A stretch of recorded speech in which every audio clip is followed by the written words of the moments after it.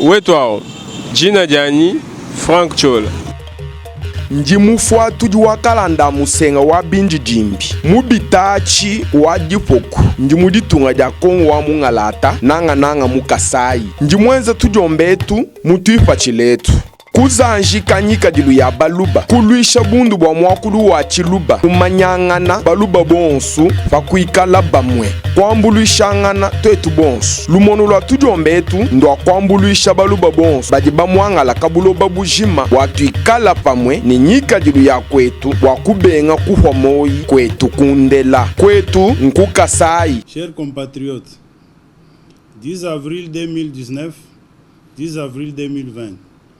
Jour pour jour, j'ai totalisé une année et commémore en ce moment l'an 1 de mon élection à la tête de la province par nos députés provinciaux que je salue en passant.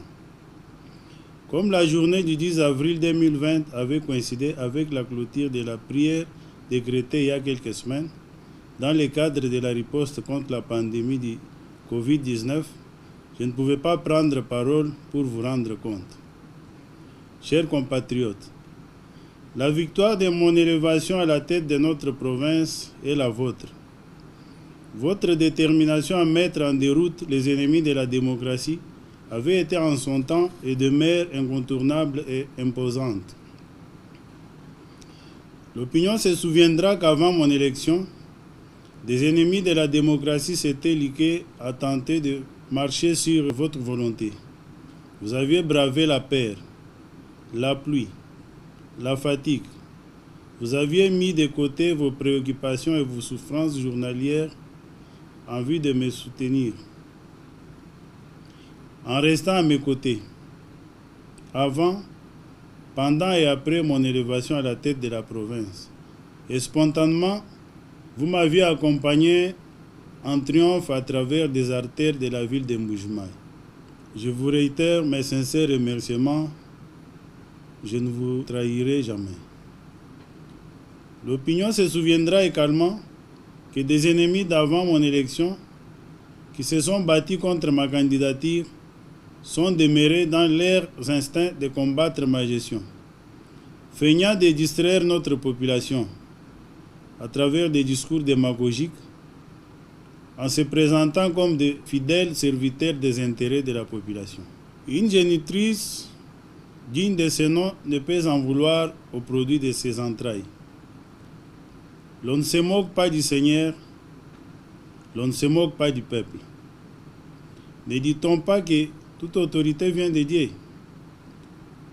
À lui la gloire, à lui l'honneur, à lui la louange, à lui le couronnement de la victoire de mon élévation à la tête de notre province.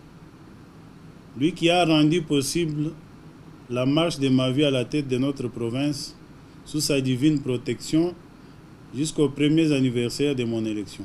Chers compatriotes, en ce moment où je dois commémorer l'an 1 de mon élévation à la tête de notre province, qu'il me soit permis de rendre un hommage particulier au père de la démocratie, Feu Etienne Tshisekedi wa Mulumba. Je ne trahirai jamais votre mémoire, papa. Qu'il me soit également permis de rendre un vibrant hommage au président de la République, chef de l'État, son Excellence M. Félix Tshisekedi Tshilombo, Antoine. Excellence, recevez mes sincères remerciements pour votre confiance placée à ma modeste personne. Chers compatriotes, vous vous souviendrez que lors de mon message de remerciements vous adressé au lendemain de mon élection, j'avais promis de m'investir en travaillant la main dans la main, à dialoguer avec vous à travers des œuvres concrètes. J'avais ainsi promis, comme cheval de bataille, la transformation radicale de l'homme, la sécurisation des personnes et de leurs biens, l'éradication sans complaisance de la corruption, de l'impunité, de toutes sortes d'antivaleurs, la construction d'infrastructures publiques, la réhabilitation, la construction et l'entretien permanent des routes d'intérêt provincial, l'eau, la santé, l'électricité, l'agriculture, priorité des priorités, la transparence dans la gestion des finances publiques.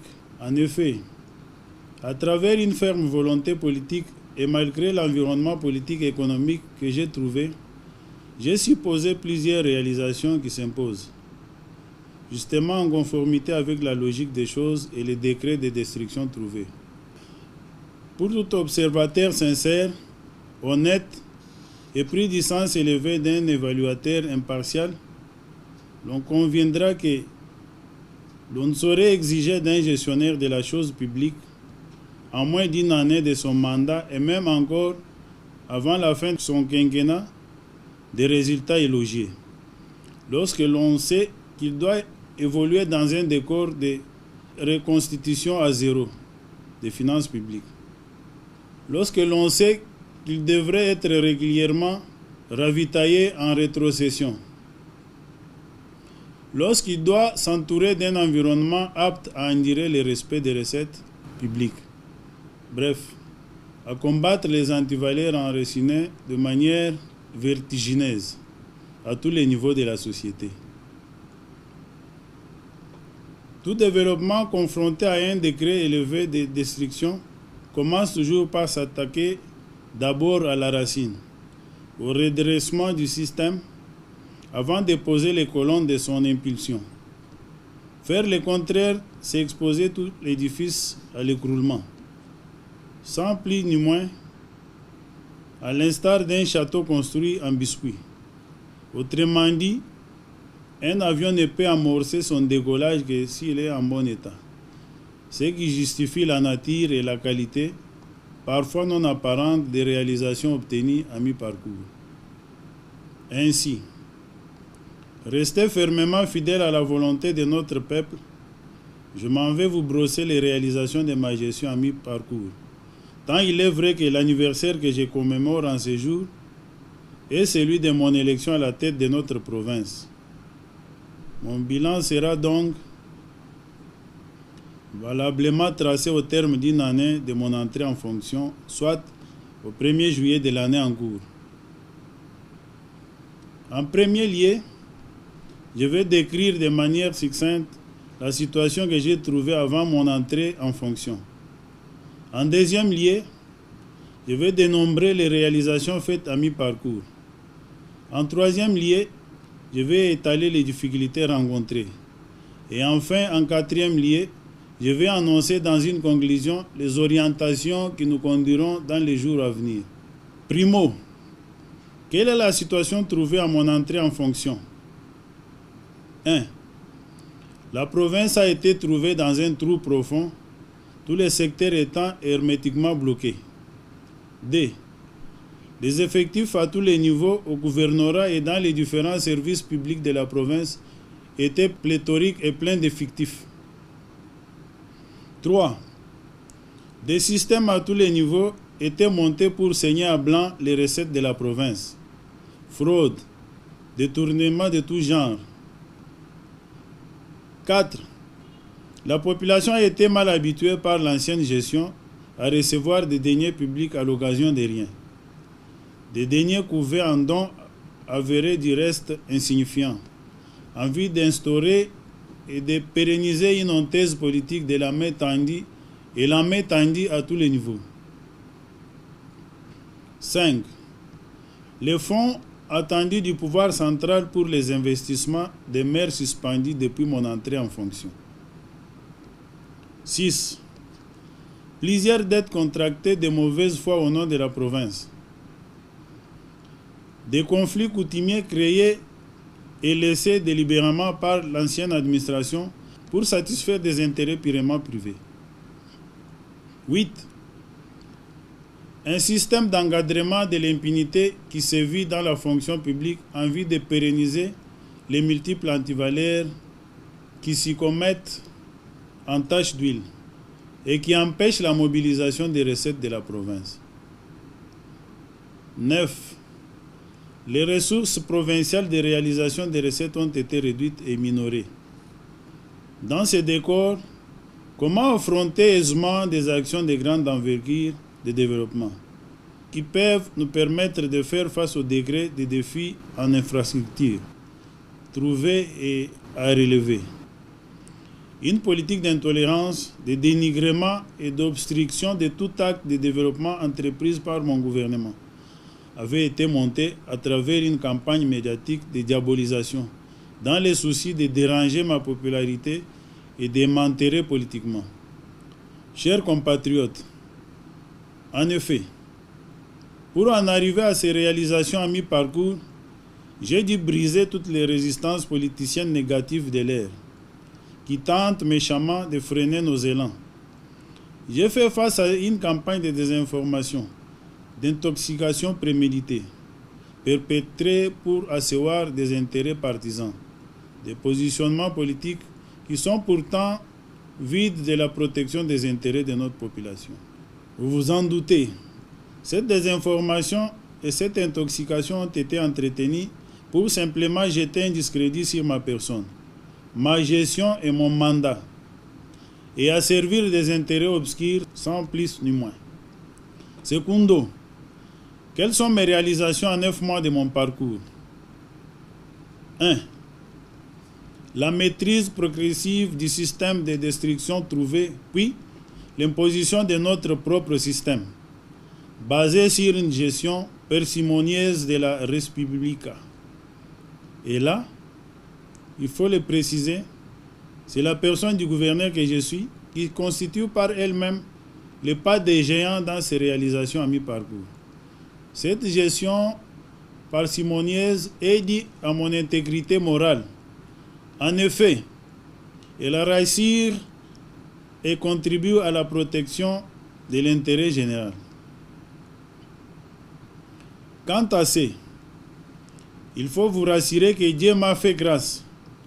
Non seulement je me suffis, mais aussi et surtout, il m'a doté de capacités morales de sorte que je n'envie pas les deniers publics. Je suis venu servir et non me servir. Je suis un gouverneur serviteur du peuple et non un gouverneur exploitant le peuple. Vous en êtes tous témoins. J'ose le croire, ce qui n'est pas le cas pour tous mes adversaires politiques. J'ai donc attaqué ce système de destruction sans recul pour l'éradiquer. Et comme j'ai touché là où ça fait mal, cela me vaut depuis lors des critiques de tout genre dans tous les milieux, des résistances à tous les niveaux, militant pour le maintien du dit système, des incompréhensions, des haines sans cause et j'en passe. 2. Créditer les caisses de la province en réorientant les recettes publiques vers les comptes bancaires officiels, fiables et bien contrôlés. La pratique trouvée consistait à accumuler les recettes de la province dans les chambres de résidence. 3. Les maigres recettes provinciales actuelles qui ne peuvent pas, dans l'immédiat, permettre d'attaquer des actions d'investissement de grandes envergures sur fonds propres. Nous avons fait la politique de nos moyens, une gestion contraignante des dépenses, en vue d'envisager au fur et à mesure que la santé de nos finances s'améliore, des actions réalistes, basées sur nos capacités de mobilisation. Rassurez-vous, 1 kilomètre de route asphaltée vaut au moins $1 million américains. Allez-y comprendre quelque chose. 4. J'ai remonté tant soit peu les recettes de la province à travers l'assainissement des finances publiques par la mise sur pied d'un système efficace de contrôle et de surveillance. 5. Audit progressif et compte de la province dans les institutions bancaires à la place, où plusieurs sous-comptes ont été ouverts par l'ancienne administration pour des raisons sordides. Paiement et apurement de certaines dettes de la province contractées de mauvaise foi par l'ancienne administration. 7. Paiement de tout ordre de dépenses de la province et à tous les niveaux de nos institutions provinciales, en assurant la régularité de la paie, des rémunérations et des émoluments avec les seules recettes locales que j'ai réussi à mobiliser difficilement. Le déboulonnage du système de détournement et de fraude de tout genre étant en cours, alors que pendant ce temps, la rétrocession de la République n'est toujours pas encore disponible au compte de la province. En effet, nonobstant cette suspension, j'ai fait face avec les maigres mobilisations locales pour assurer la paix de nos différentes institutions provinciales, en donnant même solution à des cris de détresse nous adressés, et c'est, contrairement à ces désinformations qui nous imputent erronément des arriérés de 9 mois. 8. J'ai pris des arrêtés dans le cadre de la lutte contre la gabegie financière qui sévit dans l'administration publique. Ce processus se poursuit sans recul et commence déjà à produire du fruit. 9. Assistance des sinistrés des événements malheureux de Kassansa, de Lupatapata, des refoulés de l'Angola et j'en passe. 10. Travaux d'éclairage des caniveaux sur les grandes artères de la ville de Mbujimayi, ainsi que la lutte contre certaines têtes d'érosion. Je citerai le cas de la nationale numéro 1 au niveau de PK57 et au niveau de Chibombo village. Bien que cela rentre dans les attributions du gouvernement central, nous avons déployé les moyens de la province et y avons réalisé des travaux de grande envergure ayant rétabli la circulation. Je citerai également le cas du ravin qui menaçait l'établissement scolaire Mère Ossia et d'autres structures et infrastructures de la place, dont les travaux sont en cours d'exécution, de loin au-delà des prévisions initiales. 11. Maîtrise de la crise chronique relative à la fourniture de l'eau sur la ville de Mbujimayi par une bonne gestion de la dotation de son Excellence, Monsieur le Président de la République, chef de l'État, à la province, de 300 mètres cubes de carburant. Contrairement aux dires d'experts de la Régie des eaux, de la SNEL et de la société NRK, qui envisageaient une consommation de cette dotation en 3 mois seulement. J'ai impulsé une rigoureuse gestion qui nous a permis de les défier largement au-delà de 10 mois. Toujours en rapport avec l'eau, la BAD a enfin, par mon lobbying, accompli un financement suffisant au profit de la Régie des eaux pour l'addition d'eau dans la ville de Mbujimayi, à peu près 27 millions de dollars américains. Encore, par mon lobbying, les projets de forage de puits d'eau se sont réalisés à Gabeyakamwanga, au Daipen et à Bakwalu Bilange. La population de ces contrées est desservie couramment en eau potable. Les forages de Mbouya-Charles sont en phase finale. 12. Maîtrise et éradication d'une insécurité particulière qui a tenté de s'installer en début de mon mandat. L'opinion se souviendra qu'en début de mon mandat, des inciviques avaient développé une criminalité qui tendait à opérer par des motos. Ce phénomène est une page tournée de nos jours. 13. Actuellement, j'assure une honnête et une sécurisante réception progressive d'un lot de 300 maisons préfabriquées pour la construction des logements sociaux qui rentrent dans le programme des 100 jours du chef de l'État. Rassurez-vous que le transport Mbujimayi, l'entreposage et le gardiennage de ces préfabriqués, la fourniture de matériaux de construction en partie ainsi qu'une partie de la main-d'œuvre sont supportés par la province. Dans le même ordre d'idées, l'élaboration du plan urbanistique de la cité devant accueillir la pose de ces logements sociaux et l'aménagement du dit site sont également supportés par la province. 14. J'ai eu à négocier et à obtenir du gouvernement de la République un prêt et une exonération accordés à la province, de l'ordre d'un montant couvrant 2 mois de la consommation provinciale en maïs. Ces prêts et cette exonération ont été chiffrés par un approvisionnement en Afrique du Sud, en vue d'éradiquer pour le présent et le futur la crise de cette denrée dans notre ressort et ainsi permettre une bonne relance de la production locale. Retenez que le décaissement de cette somme n'est malheureusement pas encore effectif pour des raisons indépendantes de ma volonté. Malheureusement, ce sont certains natifs du Kasaï qui sont à la base de ces non-décaissements parce qu'ils voulaient s'en approprier la gestion.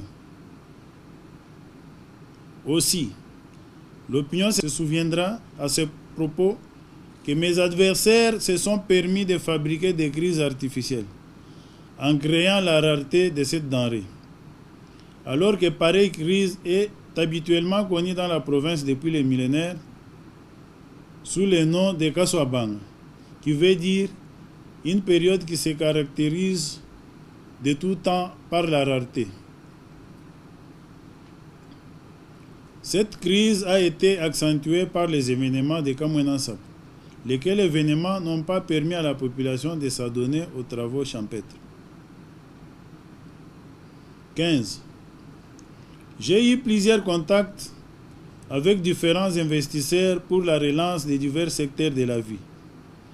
À l'écart de quelques-uns d'entre eux, des projets de contrats sont en cours de signature, avant la signature des contrats définitifs. Toutefois, je veille à ne pas engager la province dans des contrats qui pourraient exposer vainement et négativement ses intérêts. C'est le cas de la Société Électricité du Congo, SARL, qui a obtenu le marché de transport et de commercialisation du courant électrique de Tubitubidi. De même, dans ces chapitres, je vous annonce que les 27 km de la voirie urbaine asphaltée dans la ville de Mbujimaï connaissent actuellement une dispute quant à l'attribution de leur réalisation. La direction nationale de l'Office des routes ainsi que celle de l'Office de voirie et drainage, sur l'instruction du chef de l'État, se devront de s'occuper de ces travaux. En revanche, une société est en bonne posture de contracter avec la province à de meilleures conditions dans le cadre de la réalisation des mêmes travaux. Ceci marque de manière irréversible l'existence d'une solution à ces problèmes. 16. La rénovation de l'avenue Kalambaïzevou sur fonds propres de la province avec une nouvelle technologie de stabilisation du sol. Travaux en cours d'exécution à titre expérimental. Il faut noter à ce propos que cette expérience pourra s'étendre aussi bien aux routes secondaires de la ville qu'aux routes des dessertes agricoles. 17. L'accompagnement de l'accroissement de la production agro-pastorale. Le domaine agro-industriel et présidentiel de l'Ancélé, extension de Mbujimaï, est une réalité vivante en Mbujimaï. Le poulet de chair et les œufs bio produits localement se vendent à un prix abordable. Dans le domaine de l'agriculture, pour prêcher par un exemple, j'ai cultivé un champ de maïs de plus ou moins 100 hectares en saison B. Ces champs évoluent bien. Voilà pourquoi je félicite les autres compatriotes qui ont compris mon appel et qui se sont engagés dans la lutte contre la faim dans notre province du Kasaï oriental. 18. La réhabilitation de la route et du mur de soutènement du pont Kakangaï qui mène vers le port de Ndomba. Vous le savez, chers compatriotes, par ce port, notre province est définitivement désenclavée.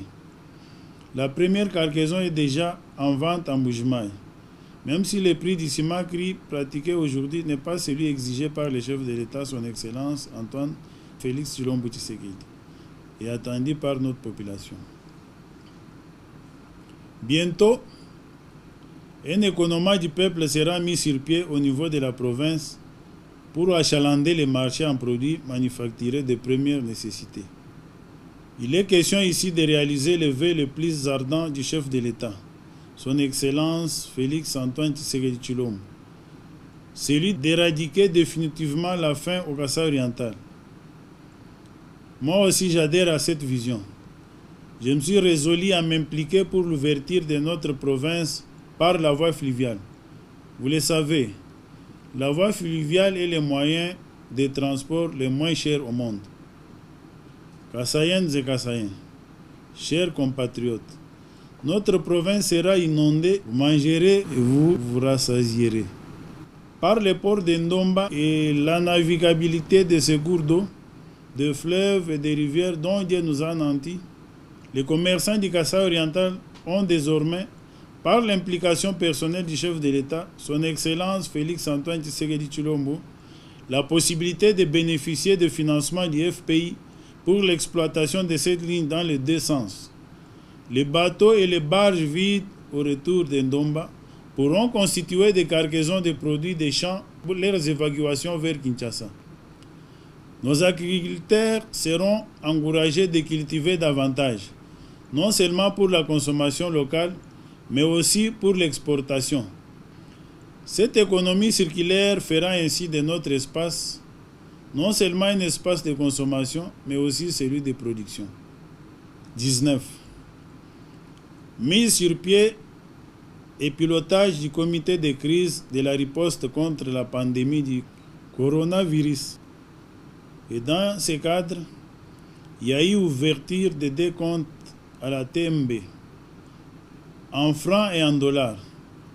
Je vous informe que la société SACIM est la première à réagir à l'appel lancé avec une contribution de 120 000 $ américains et a aussi fourni des kits de prévention. Dans le même chapitre, je fournis des fûts de 250 litres qui sont placés aux entrées de la ville et des différents marchés. Il en sera de même pour toutes les entrées de la province. 20. Accord donné à la firme Liquide Télécom pour la connexion de la province du Kasaï oriental à la fibre optique. L'aménagement, l'élargissement et la modernisation de l'aéroport de Bipemba pour changement de standing en aéroport international. N'eût été la maladie à coronavirus, les travaux seraient déjà entamés. 22. Sous mon lobbying, quelques jeunes de la province sont engagés à la SACIM. Ce processus d'engagement des jeunes se poursuivra au fur et à mesure. J'en fais mon cheval de bataille. 23. L'abolition de la taxe des pédalaires sur l'étendue de la province. 24. Des lampadaires solaires pour l'éclairage public sont en train d'être placés sur les grandes artères de Mbujimaï et de certains territoires de la province du Kasaï oriental. Il s'agit des axes suivants. 1. Hôtel Kadié, rond-point Petrombu. 2. Rond-point Petrombu, Maréchal. 3. Rond-point Koidro, marché Chikila. 4. Rond-point Koidro, Mbalawachitol. 5. Rond-point Koidro, rond-point de l'Étoile. 6. Place Moualoussa, Mama Yemou via le palais de justice. 7. Boulangerie Miba, Pain Congolo Vert Kassamai. 8. Rond-point Mama Yemou Vert d'Aipen Ngalula. Pour le territoire, dans un premier temps, il s'agit de Chileng, Kabeya Kamwanga et Katanda. 25. Depuis que je suis à la tête de notre chère province, je n'ai jamais effectué un voyage privé. Tous mes déplacements sont souvent initiés par le pouvoir central, excepté celui que j'avais personnellement entrepris pour accompagner la délégation syndicale de l'AMIBA. J'ai conduit cette délégation auprès du chef de l'État pour trouver des solutions aux difficultés de la société mère de notre province. J'ai cité l'AMIBA. Tous ces voyages, vous vous en doutez, sont couverts par des ordres de mission dûment établis. Leur principal but était soit le plaidoyer, soit le lobbying, soit les séances de travail. Cette liste de réalisations en 9 mois de l'investiture de mon gouvernement n'est pas limitative. J'invite ma population à veiller et à protéger ses acquis. Ils vous appartiennent. Tertio. Quelles sont les difficultés rencontrées? 1. L'on m'oppose une politique de harcèlement et d'intimidation en manipulant certains médias contre ma personne, dans le but de me distraire afin de m'empêcher de mener à bon port mon programme d'action. Dans cet ordre d'idées, il est à noter qu'il est développé un manque notoire de considération à mon égard. Ni au téléphone, ni dans les correspondances, les titres d'excellence ne m'est pas reconnu. D. Conformément à la Constitution de la République et à la loi portant libre administration des provinces, qui exige que tout prêt à contracter par la province soit sanctionné par l'autorisation préalable de l'Assemblée provinciale, la province a introduit cette demande depuis le 28 novembre 2019, afin de faire face aux grands travaux d'investissement dans le domaine d'infrastructure. Cette demande demeure lettre morte pour des raisons inouïes malgré les rappels. 3. Non-versement de la rétrocession du pouvoir central à la province. Quant aux fonds pour les investissements, ils ne nous sont jamais parvenus. 4. Les antivalaires dans les saignements à blanc persévèrent à ne pas disparaître à travers les mains noires qui opèrent pourtant dans les rangs des politiciens. Des missions de contrôle et de démantèlement de ces réseaux que j'ai institués dérangent, fâchent et augmentent la haine contre ma personne. 5. L'argent du prêt accordé par le gouvernement de la République à la province pour l'achat du maïs en Afrique du Sud demeure non décaissé jusqu'alors, pour des raisons inavouées. 6. Les missions de contrôle entreprises par l'organe délibérant de notre province ont été délibérément bâclées. L'opinion se souviendra que cette institution n'a pu entendre l'ancien gouverneur de province sur des faits graves lui imputés. De même, cet organe n'a pu non plus convoquer et entendre les ministres des Finances du gouvernement provincial passé. Des dossiers relatifs à des matières qui gênent ont été brûlés et aucune action n'a été entreprise. C'est dans pareil décor artificiel planté que l'on incite dans l'opinion des évaluations prématurées de ma gestion, en faisant une honteuse comparaison avec des provinces qui n'ont pourtant pas les mêmes capacités de mobilisation des recettes ou des climats politiques que nous. Chers compatriotes, voici mon exhortation. 1. Nous devons tous en dire, chacun dans son secteur, et ne pas rêver que le développement viendra par une baguette magique, en nous tombant du ciel. Pour récolter des fruits dans tous les domaines, il faut d'abord durement travailler. 2. Dans le cadre du civisme fiscal et de l'éducation à la bonne citoyenneté, je vous invite à vous acquitter volontairement de vos obligations fiscales. Essayez avec moi, porte-étendard du régime de l'orthodoxie financière, payez vos taxes pour me donner les moyens de ma politique. Chers compatriotes, c'est ici le moment de rappeler que notre développement a des exigences. Notre développement doit se payer au prix de multiples sacrifices, privations à consentir par tous. Nous avons le devoir tous, chacun en ce qui les concerne, de conjuguer nos efforts pour éradiquer l'impunité, le détournement des deniers publics sous toutes ses formes, le saignement à blanc des finances publiques provinciales à tous les niveaux, l'étouffement des réalisations provinciales par des critiques politiciennes négativistes tendant délibérément à consacrer un statu quo en tout et au finish un échec de notre mandat au fin de satisfaire des appétits électoralistes. Chers compatriotes, ce premier anniversaire de mon élection à la tête de notre province aura été le commencement de la mise en marche d'un système d'élite contre toutes les antivaleurs qui tendent à empêcher notre développement. Toute construction passe par la pose et la consolidation d'une fondation. En ce moment où vous en doutez, nous sommes déjà dans la phase de la concrétisation, de la consécration et du couronnement de ce système. Ce faisant, j'insiste, je ne peux marcher tout seul au combat. Nous allons nous engager tous ensemble et au cours de notre progression, nous allons davantage nous engager et nous allons continuer à aller de l'avant. Ainsi, je lance un appel à la paix, à la tolérance, à l'amour du travail bien fait. Bannissons la haine, bannissons les divisions, bannissons les antivaleurs, légitimons nos revendications par les voies des droits. Je demeure intègre. Je maintiens mon engagement à vous faire honneur en demeurant votre représentant en province, honnête et sérieux. Je maintiens mon engagement à rendre effective la réalisation du slogan « Le peuple d'abord ».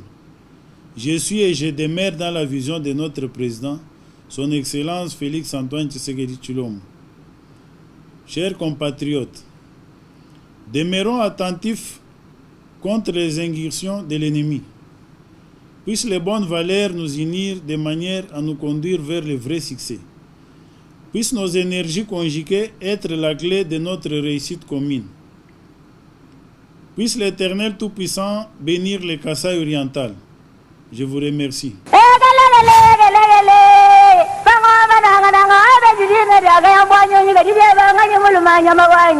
Wetwao, jina jani Frank Chola. Ndi mufuatu wa kalanda musenga wa binji jimbi mubitachi wa dipoku ndi muditunga dia kongo wa mungalata nanga mukasayi ndi mwenza tujombetu mutuifa chiletu kuzanjika nyika dilu ya baluba kuluisha bundu bwa mwakulu wa chiluba lumanyangana baluba bonsu fakuikala bamwe kwambuluishangana twetu bonsu lumono lwa tujombetu ndwa kwambuluisha baluba bonsu badi bamwangala kabuloba bujima watuikala pamwe ni nyika dilu ya kwetu wakubenga kuhwa moyi kwetu kundela kwetu nkukasayi mu province wa Kasayi kakudibitala bijanza kusama province udi munkachi mwaditunga mukosolola kacha kuchidimu cha binunu bibijine dikumini chitanu mubitu fa bisatu Kasayi oriental Lomami ni Sankuru badi momu wabiafalukama makumi chitemani mwanda mukulu mbaluba badini nika jilu yimwe mwakulu umwe ni muji umwe province wetu mubanji mujama fer malakit kaji badi mu province ewu mbalanda bafela bachaye bena kongo bonsu kubulanda bwa byonso ebi mbifumina kubulombo di bubi bwa kale lukota ni kubenga kumweka kwa mbongu kibwalukai bena Kasayi mba mwangala mundonga muyetu tujitwakula bwa kutanta kwa bena ntanda nensombe